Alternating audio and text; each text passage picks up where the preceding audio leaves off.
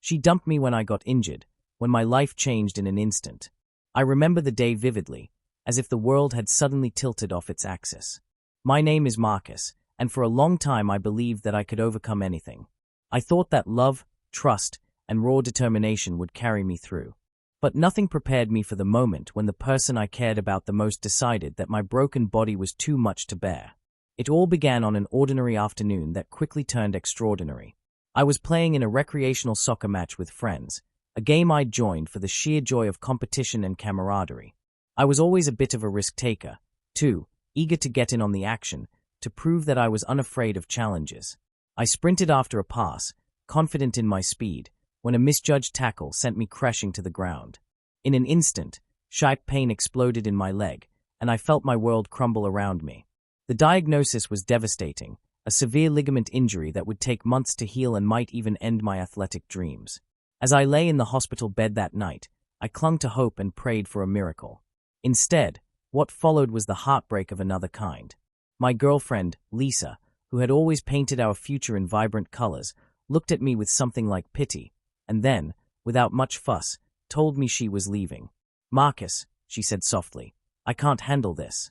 I can't be with someone who's injured, someone who isn't exactly whole." I remember how her eyes avoided mine, as if the reflection in them was too painful to bear. I felt utterly abandoned, my heart shattered not just by the injury but by the sudden erasure of our shared dreams. In the days and weeks that followed, I was forced to confront a harsh new reality. The accident left me immobile for a while, and every day was a struggle against both physical pain and the deep hurt of being rejected. I spent hours in rehabilitation, pushing my body to recover in ways I had never imagined. The first few sessions were brutal, each movement a reminder of what I'd lost and a challenge to my pride. I remember my physical therapist, Karen, telling me, "Marcus, progress might be slow, but every little step you take is a victory."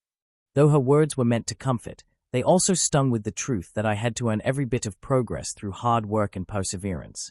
One day, during a particularly grueling therapy session, something incredible happened.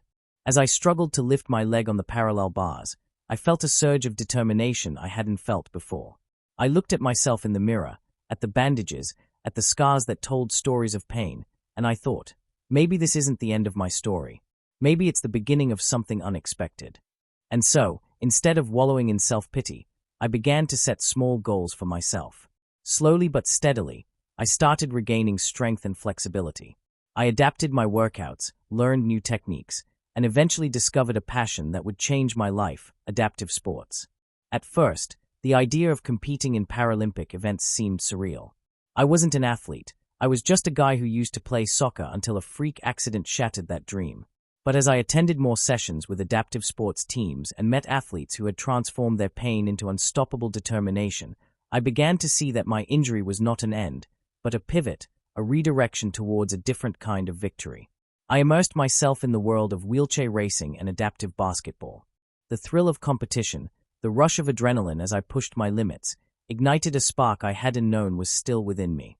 Every morning, as I donned my sports gear and hit the track, I could feel the weight of Lisa's rejection slowly lifting, replaced by the empowerment of owning my journey. I started talking with other athletes who had faced similar challenges. There was Emily, who had lost her leg in an accident, and now was a force to be reckoned with in wheelchair racing. And David, whose life had been upended by a sports injury, but who found solace and strength on the court with adaptive basketball. Their stories, woven with resilience and hope, became my guides. Every conversation was like a spark that fanned the flames of my own determination. "We don't let our injuries define us," Emily told me one brisk morning after training. "We redefine what's possible." I took those words to heart. Slowly, I began to not only participate but also excel. I entered local competitions, then regional meets. With each race, I learned to trust my body in new ways. I discovered that even with limitations, there was an untapped reservoir of strength waiting to be unleashed. The cheers of the crowd, the adrenaline of a close finish, and the overwhelming pride in beating my own time, all these experiences reshaped my perspective. I was no longer the man who needed someone else's validation to feel valuable. I was becoming a champion in my own right.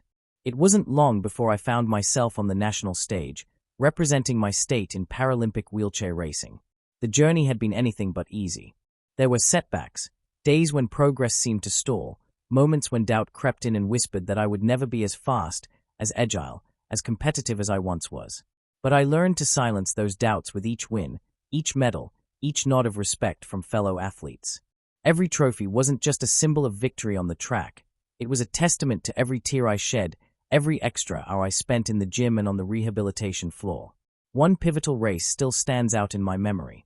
It was the national championship, a high-stakes competition that brought together the best athletes from across the country. The tension was palpable. Every competitor was a story of relentless struggle and triumph.